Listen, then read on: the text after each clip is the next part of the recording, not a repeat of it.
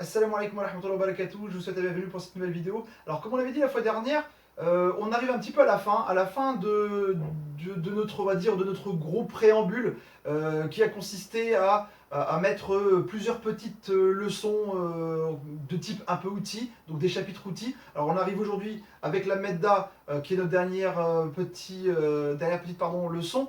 On arrive à clôturer un petit peu ces chapitres outils. Alors ces chapitres outils sont très intéressants parce que c'est comme des petits puzzles qui vont s'imbriquer pour justement nous aider à construire un petit peu les futures leçons qui sont les plus importantes. Donc on va commencer Inch'Allah la leçon numéro 1 et je vais la commencer aussi dans cette vidéo. C'est pour ça que dans la Medda, je ne vais pas prendre trop de temps, ça va être vraiment assez court. J'ai moi-même pas l'envie de passer trop de temps. Je pense que les chapitres outils, voilà, moi j'en ai aussi un petit peu assez. J'ai envie de passer un petit peu au consistant. Et pour moi, le consistant, ça va être à partir de la leçon numéro 1, Inch'Allah, jusqu'à la leçon numéro 30. Donc, sans plus attendre, on commence par la Medda. Alors, on y va. La Medda, on va essayer de la définir, on va dire proprement. La Medda, c'est un signe. Alors, c'est un petit signe qui est ici. Alors, je vais la agrandir, je vais ragrossir un petit peu. Donc, la Medda, c'est ce signe-là. C'est-à-dire, d'accord? Donc, ce signe-là qu'on met au-dessus d'un elif. Donc, que l'on met sur un elif. Lorsque l'on ne veut pas écrire deux elifs qui se suivent, et cela dans deux cas. Alors, on va définir ces deux cas-là tout de suite. Alors, le premier cas, c'est le cas où on a l'allongement d'une fatha placée sur un elif. Alors, je vais donner un exemple, hein, comme d'habitude, les exemples sont beaucoup plus parlants, donc j'y vais. Alors, je prends un petit exemple. Si je vais mettre, par exemple, vous voyez la chose suivante. Donc, j'ai ici un elif qui est l'allongement d'une hamza avec une fatha. Donc ici, j'ai les deux choses là. Alors, esthétiquement, ça n'est pas très beau. Alors, on va on va contracter un petit peu ces deux-là en mettant la chose suivante. Mena. Mena. Donc, c'est une longue en fait, hein, d'accord? Donc, vous voyez très bien ici, hein, on a une longue. Mena. Donc, ça, c'est le premier cas. Donc, quand on a comment s'appelle, la longue d'une hamza avec une fatha au-dessus. Alors, on a un deuxième cas. Et le deuxième cas, c'est le suivant. Lorsqu'on a la succession de deux alifs, le second portant un soukoun. Alors ici, vous voyez, dans celui-là, il n'y avait rien du tout, c'était l'allongement de la fatha. Hein, donc, cette fois-ci, on a le cas suivant. On a par exemple, la première, c'est une hamza avec, une hamza bien entendu, avec une fatha. Juste après, un elif avec une hamza et un soukoun. Ces deux-là, on va les contracter et ça va nous donner une longue. On va dire khudu. D'accord? Donc voilà ici un petit peu ce qu'il y a à savoir un petit peu pour la Medda. Moi je ne vais pas trop m'étendre sur ce chapitre, hein. Il y aura des petites bricoles effectivement à rajouter par-ci par-là. Mais franchement je pense qu'on a vu un petit peu l'essentiel un petit peu de cette partie.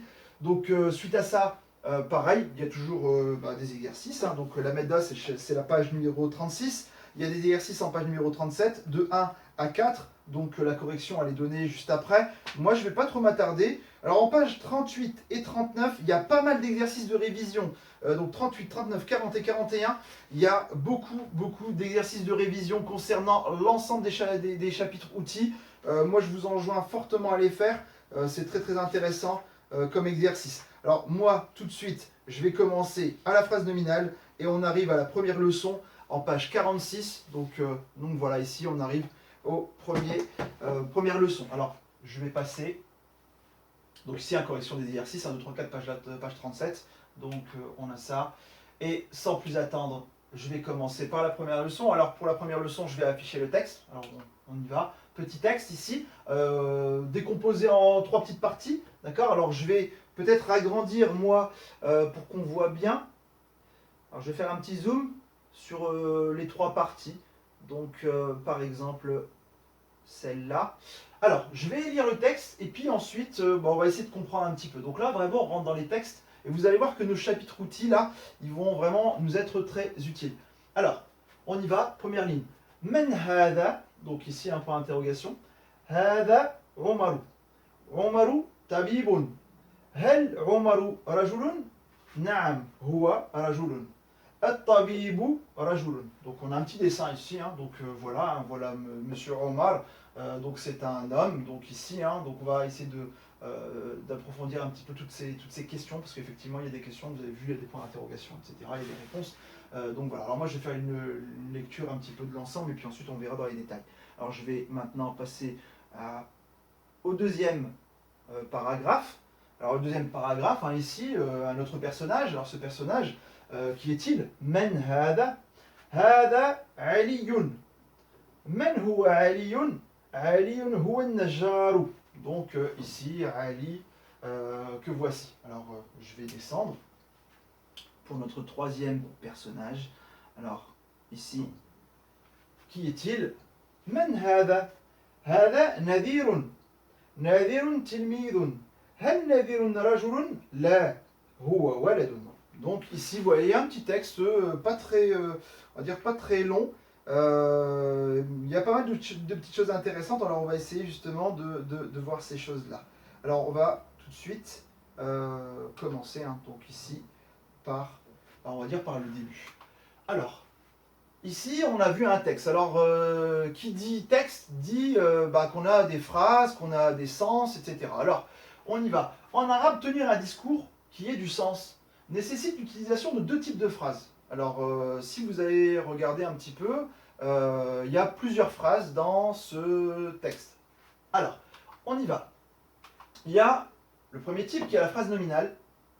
Il y a le second type qui est la phrase verbale. Alors c'est vrai qu'en regardant, on peut tout de suite deviner un petit peu. Alors la phrase verbale, on s'attend à ce qu'effectivement, c'est une phrase où il y a du verbe. Et la phrase nominale, comme il n'y a pas le mot verbal, on pourrait dire c'est une phrase qui n'a pas de verbe. Alors, on y va pour la suite. Nous, dans cette leçon, et pour un certain nombre de leçons qui vont suivre, on va s'intéresser à ce qu'on appelle la phrase nominale dans un premier temps. Alors on va essayer, entre guillemets, de la définir.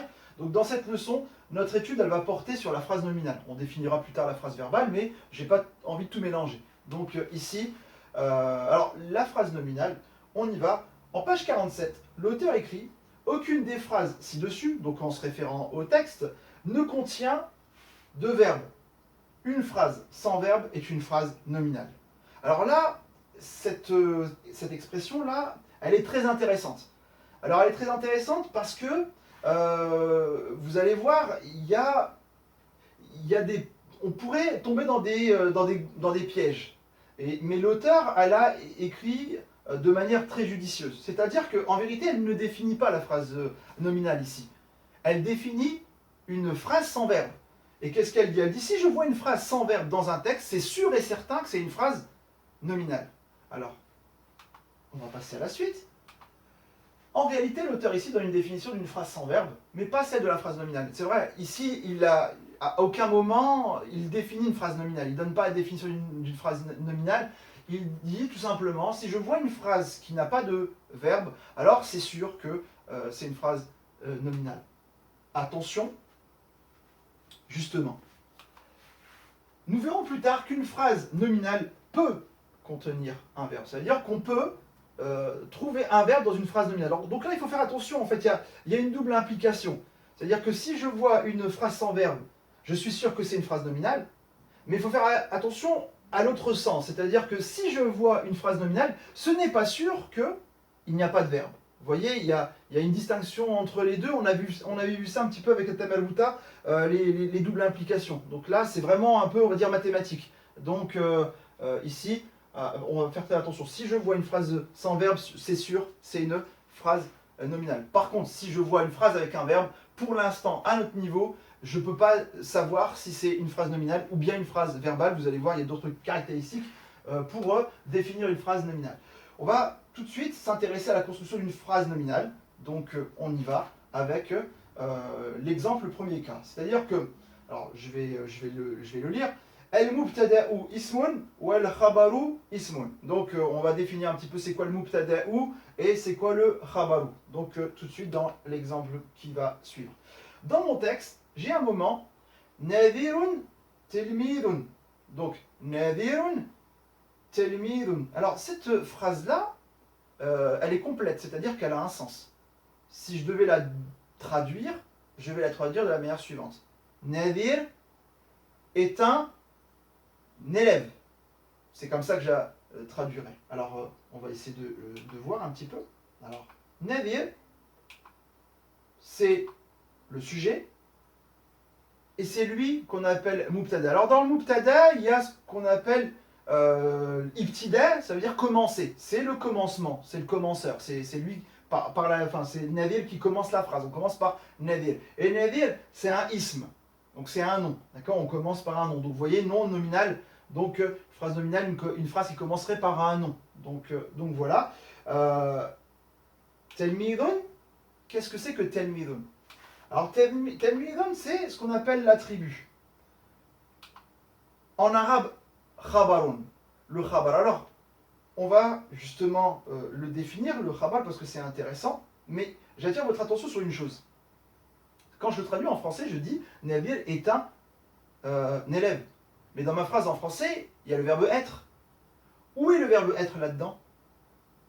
Alors vous allez dire, c'est vrai, le verbe être, il n'existe pas. En fait, il existe, mais il n'est pas indiqué parce que, pour les Arabes, en vérité, c'est logique que c'est le verbe être. C'est ce qu'on appelle le kawnul am.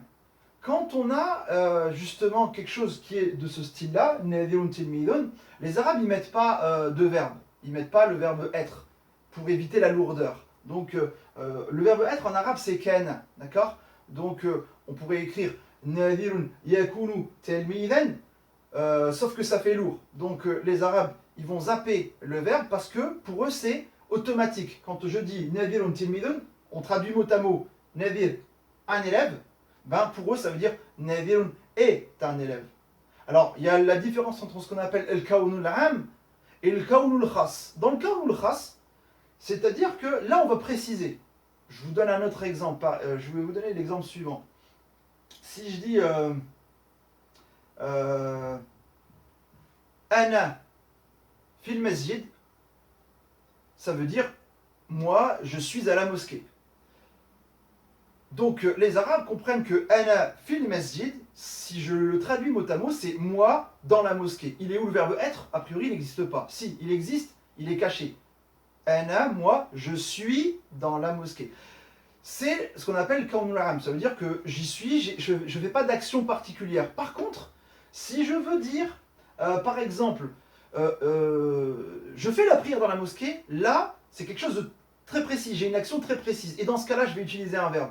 Ana usalli fil masjid. Vous voyez, là, j'ai employé un verbe, on ne les a pas encore vus, on les verra bientôt, Inch'Allah. Mais dans les actions précises, les Arabes mettent un verbe. Mais dans les actions, on va dire générales, le cas où de la présence, on va dire, on ne mettra pas de verbe. Donc c'est un peu ça. On y va. Vous voyez ici, la place du verbe, initialement, elle est là. Je mets une petite croix pour dire que, bah, il n'y en a pas, écrit en tout cas. Et c'est le verbe être. Donc ici, donc voilà. Alors, ici, on va maintenant passer à la suite. On va essayer de déterminer un petit peu, de définir ce que c'est que le khabar. Le khabar, ça donne une ou plusieurs informations sur le mubtada. Effectivement, le mubtada, on l'avait vu, hein, je vais faire un petit retour là. Si je dis tout simplement nadir, ben oui, nadir, mais nadir quoi? La phrase, elle n'est pas complète, c'est-à-dire que elle n'est pas ce qu'on appelle en arabe moufid. Il n'y a pas de ifad dans cette phrase-là. Maintenant, si je dis Nadir est un élève, donc ici, c'est une information sur Nadir. J'aurais pu très bien mettre, par exemple, j'enlève Tilmid, je mets Nadir Waladun. Vous voyez, j'ai une autre information. Cette fois-ci, l'information qu'on veut me faire passer, c'est que c'est un enfant. Et cette fois-ci, c'est pas forcément que ce soit un élève. Je pourrais très bien dire autre chose. Nadirun Kabirun, il est grand. Donc, vous voyez, l'information, c'est grand. Donc, ici, l'information qu'on me donne sur Nadir, c'est que c'est un élève. Donc, le khabar, c'est une information. Et d'ailleurs, vous voyez très bien que dans les infos, en arabe, on dit l'akhbar, le khabar. Donc, c'est l'information, l'actualité donc du moment. Ici, donc je reviens sur le khabar. Ça donne une ou plusieurs informations sur le mubtada. Hein. Donc, voilà. Alors maintenant, dans le texte, il y a plusieurs choses. Alors, il y a des questions, il y a des réponses, etc. Alors, on va essayer de vous les décortiquer un petit peu, ces questions et réponses, on va dire, une à une. Alors, on va d'abord, dans un premier temps, dans le texte, on va prendre l'emploi du démonstratif. Alors, le démonstratif, en arabe, c'est ce qu'on appelle ismul ishara. Alors, on va donner un exemple tout de suite. Hein. Au masculin, singulier, un objet ou une personne peut être désigné par hada. Alors hada, c'est ce qu'on appelle ismul ishara. D'accord? Hada, c'est voilà, hada. Voilà, vous voyez, hein, donc je désigne quelque chose. Alors ce hada, ici, c'est pour, quand il est écrit comme ça, c'est pour désigner une personne ou un objet, mais attention, masculin. D'accord? Donc quelque chose de masculin. Je prends un exemple. Hein. Dans le texte, on avait hada aliyun. Celui-ci, c'est Ali. Mais vous voyez encore dans la phrase, il y a un verbe, et pourtant, il n'est pas écrit ici. Donc, là, pareil, on est dans le kawnul am. Donc, les Arabes, dans le kawnul am, ils ne mettent pas de verbe. Donc ici, on va essayer pareil, comme tout à l'heure. Lui, c'est mon sujet. Donc, hada. Hop, mubtada'un. Ali, l'information, c'est que hada, c'est Ali. Donc, l'information ici, le khabar, il donne une information, une précision sur hada. D'accord? On y va. Ali, c'est mon attribut. Donc, mon khabar. Pareil tout à l'heure. Le verbe être, entre guillemets, n'existe pas. Il est là. D'accord? Il n'est pas écrit, mais il est là quand même. Alors, n'oubliez pas, hada, c'est ce qu'on appelle ismul ishar. D'accord? Ismul ishar, on verra, dans le féminin, il y en a, dans le pluriel, il y en a, etc. Donc, nous, on va commencer, dans un premier temps, par le masculin. Alors, je vais passer à une deuxième chose. Alors maintenant, je vais passer dans le texte, il y a encore une autre particule. Moi, je l'appelle un nom. Emploi de l'interrogatif. Alors, men. Alors, men, c'est, en arabe, ce qu'on appelle ismul istifham. Ismul istifham. Alors, men, ça veut dire qui. D'accord? Si j'ai envie de dire, mais qui est celui-là, je vais utiliser men. D'accord? Donc, on va voir tout de suite un exemple. Ce nom, alors pour moi, effectivement, c'est un nom. Hein, donc ici, je l'ai mis, ism. Ce nom s'emploie généralement pour désigner des personnes. D'accord? Alors, effectivement, men, c'est pour désigner des personnes cette fois-ci. Pas des objets, pas des animaux. On verra que parfois on peut utiliser men pour des cas particuliers d'objets ou d'animaux, etc. Mais on va prendre dès le départ la règle suivante, c'est que le men, le plus souvent, on l'utilise pour des personnes. Alors, on y va. Men hada, comment je vais le traduire? Qui est celui-là? Qui est celui-là? Et là encore, vous voyez, donc on a le qui, on a le celui-là, le celui-ci, d'accord, hein, qui est celui-ci, qui est celui-là. Et on a dans ma phrase, on a encore l'utilisation d'un verbe être, qui est, pourtant, en arabe, on ne l'écrit pas. Toujours pareil, le men. Donc ici, c'est l'interrogatif, hein, le point d'interrogation, il est ici. Donc toujours pareil, là je vais passer maintenant un deuxième interrogatif. L'interrogatif suivant, c'est hel. Alors, hel, en arabe, c'est est-ce que. D'accord? Donc, est-ce que. Donc, emploi interrogatif hel. Alors, celui-là, par contre, c'est pas un ismul istifham, c'est un harful istifham. Alors, on verra après, il y a des petites distinctions, etc. Les huruf istifham, ils ne sont pas au nombre, dans un grand nombre. Mais, en tout cas, lui, c'est ce qu'on appelle harful istifham. Donc, c'est du vocabulaire, hein, c'est un petit peu de vocabulaire. Pour qu'on comprenne bien qui est quoi, etc. Alors celui-là, je donne une phrase. Hel Omaru Rajulun. Si je devais traduire, est-ce que Omar est un homme? Vous voyez, est-ce que Omar est un homme? Alors pareil, dans ma phrase, j'emploie en français un verbe être qui n'existe pas, entre guillemets, qui n'est pas écrit en langue arabe. Donc ici, on y va. Le hel, l'interrogatif, au point d'interrogation, il est là. Pour répondre, on peut très bien dire, si c'est un homme, na'am. Donc ici, na'am, Omaru rajulun. Vous voyez, juste après, Omar est un homme. Donc là, de la même manière. Alors on va passer à la suite. Emploi du pronom personnel. Alors ce qu'on appelle ad-damir. Donc ad-damir. Alors on va le voir, c'est quoi un petit peu ce damir. Si je dis par exemple, huwa rajulun, en parlant par exemple de Ali, je vais dire huwa. Alors là pour l'instant, le huwa, ça revient à Ali, c'est lui. Lui est un homme, d'accord? Le huwa, hein, on verra qu'il existe elle, il existe eux, il existe eux deux, enfin il en existe plusieurs. Mais on ne va pas les voir tous en bloc, on va plutôt les voir un à un au fur et à mesure des chapitres, d'accord? Ça va éviter les confusions. Donc là, pareil, huwa rajulun, là j'ai du mubtada et là j'ai un khabar. Lui, c'est qui? C'est un homme. Donc le rajul, c'est une information sur le huwa. Donc ici, pareil, on a mubtada'un, le sujet, et on a ici khabar, l'attribut. D'accord? Et puis le verbe être, toujours ici. Hein. Lui, c'est un homme. D'accord? Alors vous voyez un petit peu que ces chapitres qu'on a fait là précédemment, c'est des petits chapitres qui sont intéressants parce que vous voyez Rajulun par exemple tout de suite là je reconnais qu'il y a un tanwin, donc pour moi il est indéterminé. C'est ce qu'on avait appelé Nekiratun. Alors vous allez voir après, on va voir justement pas mal de petites choses comme ça, quand le féminin, on va voir Tamarbuta dans les chapitres suivants, etc. Donc là, le verbe être. Alors maintenant, on va arriver à ici un petit panneau d'attention. Alors, on y va. Si maintenant je veux dire, si je lis la phrase, vous l'aurez compris, Nadirun tilmidun. D'accord? Donc Nadirun tilmidun. Donc ça veut dire quoi? Nadir, c'est un élève. Ok. Je remarque une chose, c'est que, bon, Nadir, c'est un nom propre, et tilmid, ici, tilmid, il est indéterminé. On voit le tanwin, il n'y a pas de alif lam, donc il est indéterminé. Ici, je vais donc dire Nadir est un élève. Alors maintenant, qu'est-ce qui va se passer si, donc là, je donne la traduction, Nadir est un écolier. Alors maintenant, imaginons que je dise Nadirun at-tilmidu. Alors là, il y a une petite ambiguïté en fait.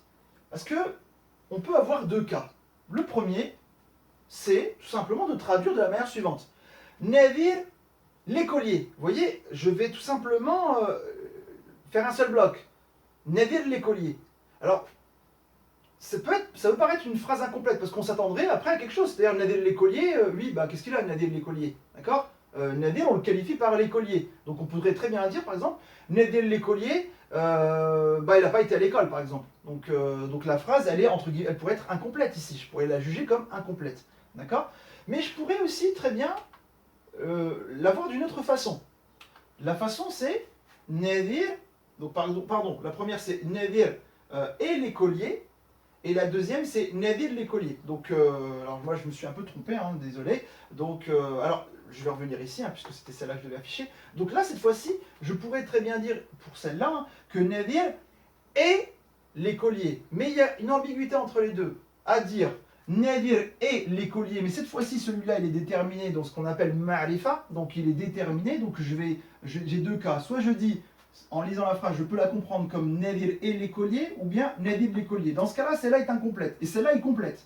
Alors, pour justement lever un petit peu cette ambiguïté, on va, entre les deux, justement, ajouter quelque chose. Donc on va, tout simplement, donc point d'interrogation, on commence à voir. Alors j'y vais. Pour lever toute ambiguïté, on va utiliser huwa. Alors, qu'est-ce qui va se passer si j'utilise huwa? Alors j'y vais. Si je vais maintenant Nadir huwa tilmidu, je comprends que Nadir, c'est lui l'écolier. Et la phrase, elle s'arrête. Vous voyez, la phrase, elle s'arrête ici. Elle est complète. Donc ici, en mettant ce huwa, j'ai justement levé l'ambiguïté. Est-ce que la phrase voulait dire Nadir l'écolier, ou est-ce que la phrase voulait dire Nadir est l'écolier? La question ne se posait pas ici. Vous voyez, là, il n'y a pas de problème. D'accord? Par contre, ici, il y a un problème à partir du moment où le khabar, ici, il est déterminé. D'accord? Donc là, faites attention à ces deux cas-là. D'accord? Donc ici, mettez bien huwa, pour justement impliquer, entre guillemets, le verbe être, et que la phrase se termine. Parce que je répète encore une fois, on pourrait très bien dire Nadir l'écolier. Oui, mais il a quoi Nadir l'écolier? D'accord? C'est comme si par exemple vous dites le docteur Mohamed le docteur. Oui, Mohamed le docteur quoi? Il y a quoi par la suite? On ne sait pas ce qui se passe. Mohamed le docteur, il est absent, il est parti en vacances. Donc vous voyez, le fait de mettre Mohamed le docteur, il y a un petit souci. La phrase, elle n'est pas incomplète. Donc voilà, là il y a une ambiguïté qu'on a levée en intégrant huwa, parce que c'est tout simplement un nom masculin, donc j'ai mis huwa. Si ça avait été du féminin, j'aurais mis ya. Donc on verra après dans les autres cas. Alors, ici, j'arrive tout de suite, donc comme je l'ai dit, donc quand je vais mettre huwa, c'est vraiment Nadir, c'est lui l'écolier. Donc on arrive à la fin, donc ici le chapitre touche un petit peu à sa fin. Alors je fais juste une petite remarque. On va revenir un petit peu sur le texte, mais dans le texte, vous avez vu que il y avait trois personnages. Il y avait Nadirun, Aliyun et Umaru. Alors dans Nadirun, il y a un tanwin à la fin, il y a une double dhamma. Dans Aliyun, il y a aussi pareil, un tanwin. Par contre, dans Umaru, il n'y a qu'une damma. Pourquoi dans Omaru il y a une damma et dans les autres il y a un tanwin? Alors on va pas répondre tout de suite à la question parce que c'est un peu compliqué d'y répondre, hein. Simplement, on va dire que Omaru, donc il ne prend pas de tanwin. Et Omaru, on l'appelle en arabe un mamnou' min as-sarf, c'est-à-dire qu'il a des terminaisons bien précises. Alors on verra pourquoi un peu plus tard, on va pas tout de suite donner, parce que ce n'est pas de notre niveau pour l'instant, mais on verra après pourquoi il y a une damma et il n'y a pas forcément un tanwin. Donc, tout simplement à connaître, hein. Donc dès que je vois Omaru, pour moi, j'oublie pas que dans Omaru, il y a une seule damma et il n'y a pas un tanwin, il n'y en a pas deux ici. Alors, je vais peut-être rapidement, on va dire, revenir un petit peu au texte. Alors moi, le texte, je vais un peu le traduire, hein, puisqu'on arrive un petit peu à la fin. Donc, Men Hada, donc qui est celui-ci. Celui-ci, c'est Omar. Donc, Hada Omaru. Omaru tabibun. Donc, Omar, c'est un docteur. Hel Omaru rajulun. Est-ce que Omar est un homme? Naam, oui. Huwa rajulun. Il est bien, c'est bien un homme. At-tabibu rajulun. Le docteur est un homme. Je passe à la deuxième partie. Man hada? Hada Aliyun. Qui est celui-ci? Celui-ci, c'est Ali. Man huwa Ali? Donc qui est Ali? Aliyun huwa najjar. Alors vous voyez là aussi pareil, dans le texte on a bien mis huwa entre les deux. Si on n'avait pas mis, on aurait lu Aliyun najjar, ça aurait voulu dire, ça aurait pu vouloir dire Ali le menuisier. Mais on s'attend à une suite. Ali le menuisier, oui quoi? Donc vous voyez, on a mis huwa pour arrêter la phrase pour qu'elle soit ce qu'on appelle moufid, hein, donc pour qu'elle soit complète. On arrive à la troisième image. Men hada, qui est celui-ci? Hada nadirun, celui-ci c'est nadir. Nadirun tilmidun. Nadir, c'est un écolier. Hal nadirun rajulun, est-ce que nadir est un homme? La, non. Huwa waladun. Non, lui, c'est un enfant. Donc voilà un petit peu pour cette première partie qu'on a traitée ici. Moi je vous enjoins pareil à vous procurer le livre, regardez. Il y a des questions. Alors il y a un seul exercice qui est sous la forme d'une participation orale, hein, donc on vous pose des questions par rapport au texte et il s'agit d'y répondre. Moi je la ferai, ces questions d'oral là, je vais les faire la fois prochaine en correction, hein, donc devant vous. Sur le tableau, je vais y répondre et comme ça on va pouvoir revoir un petit peu les subtilités dans les réponses et ce qu'il faut mettre et ce qu'il ne faut pas mettre. Donc la deuxième leçon, ça va concerner plus ou moins la même chose, mais avec le féminin. Sur cela, moi je vais m'arrêter ici. Inch'Allah, on se dit à la leçon numéro 2, donc en page 49, avec sa série d'exercices, Inch'Allah. Donc voilà, je vous souhaite de passer une bonne soirée et je vous dis à la prochaine pour une nouvelle leçon, donc la leçon numéro 2, Inch'Allah. Salam alaikum wa rahmatullahi wa barakatuh.